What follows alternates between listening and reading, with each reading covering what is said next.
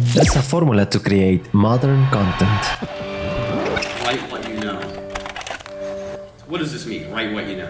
A few days ago, I read some news about Jennifer Lopez producing a Bob the Builder live-action movie in Puerto Rico. This was about the same time I saw the latest trailer for Netflix's live-action version of Avatar: The Last Airbender. The trailer released a few days after the social media buzz about Greta Thunberg. How dare you! Sorry, Greta Gerwig. She is not nominated for an Oscar as Best Director, and so some people are really angry that she's not getting a prize for directing a movie about a Mattel doll. This buzz was around the same time Sony Pictures released a Madame Web vignette. The 10 people who are interested in this movie got to see the cast explaining the protagonist's powers as if the audience were babies. She's able to see into the future, And because she's able to see it, she's able to prevent it. Are you sensing a pattern now? Can you see the future of Hollywood as an entertainment industry? Deadpool 3, Furiosa at Mad Max Saga, Despicable Me 4, Godzilla x Kong, The New Empire, Kingdom of the Planet of the Apes, Joker, A Folie à Deux, Kraven the Hunter, National Treasure 3, Gladiator 2, Kung Fu Panda 4,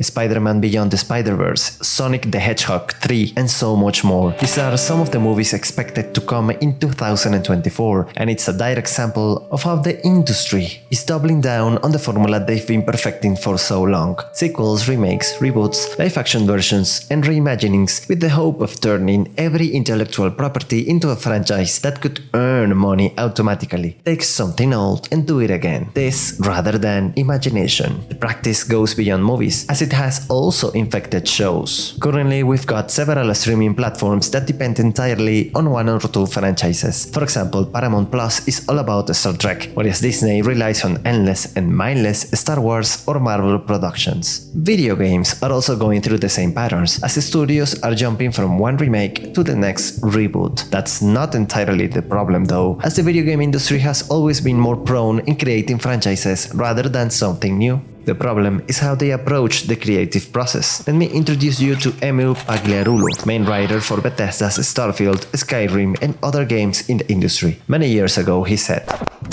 Write what you know. What does this mean? Write what you know. Well, for me, it was easy, right?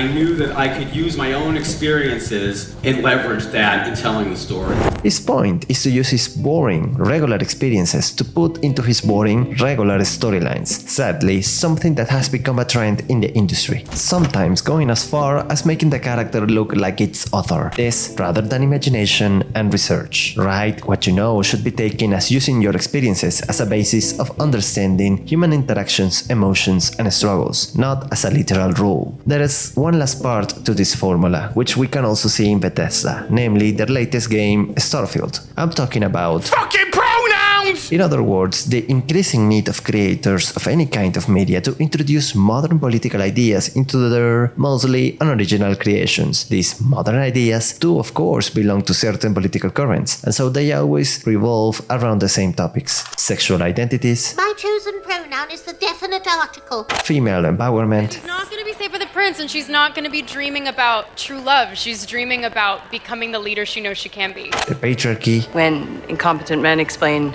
my own area of expertise to me. male weakness, and racism. White people feeling uncomfortable precedes a lot of bad stuff for us. Generic political trends rather than genuine stories based on models, goals, and values. Even Marvel's Echo, a show about a criminal hitman, takes the character to an overly happy ending. Let me end this section by saying this. The lack of imagination and the write what you know mentality is why on Starfield most planets are empty. Because this is what astronauts found on the moon. So the planetary exploration needed to be quote-unquote realistic. So there's a formula to create a modern content. It has to be a remake, remaster, reimagining, or live-action version of a popular old IP. Writers need to use their personal experiences to create the story and the characters. No investigation or creativity needed. Writers need to add modern perspective to the story, and by modern, I mean Elf ships on our shore. Elf workers taking your trade. what happened to imagination? Did the industry run out of creative people, or did they run out of willingness to support new ideas?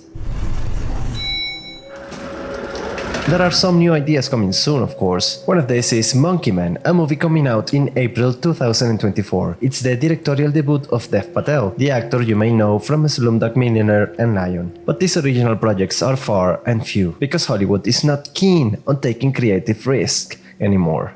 I'll attempt to explain this creative stasis in two parts. The first part is the economical one. Lebanese-American essayist Nassim Nicholas Taleb has said society has become overly risk-averse and focused on optimization. This leads to a loss of innovation and dynamism, which not only affects entertainment but also our society as a whole. People act the same as corporations though. Take 2023's box office. 7 out of the 10 top highest grossing films were part of a franchise. Similarly, a recent survey by Variety found that 63% of the respondents are more willing to watch a movie if it's part of a known IP. Netflix did the research as well in 2023 and found that viewers are 50% more likely to finish a show if it's based on a familiar narrative. We as humans are not happy to take a risk, so most people prefer investing their time and money into brands they recognize and to continue to be a part of the fandom and communities they are already interacting with. The second part of the stagnation is what worries me the most. See, entertainment is often a reflection of our society. An entertainment industry without imagination speaks volumes about where we are. One of the greatest thinkers of our time, Francis Fukuyama, has been talking about our cultural stagnation for decades and how the rise of identity politics and polarization are leading to a society without shared goals, purposes, values, or morals.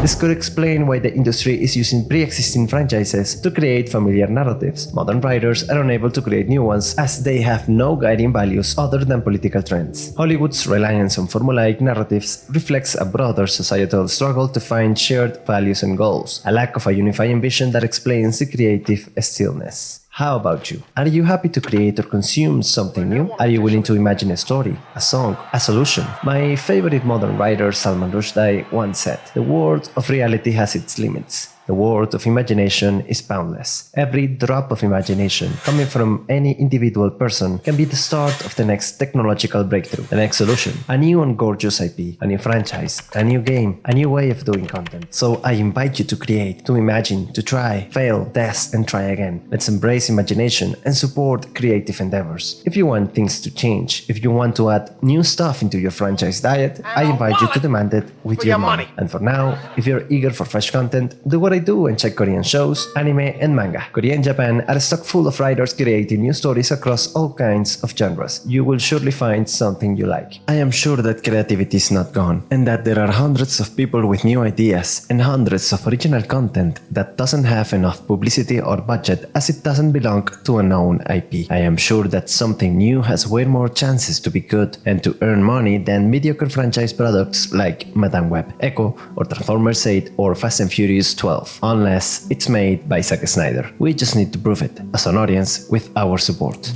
That's it for today, friends. Subscribe and hit the like button if you like this, and leave your comments down below. Keep the comment section civilized.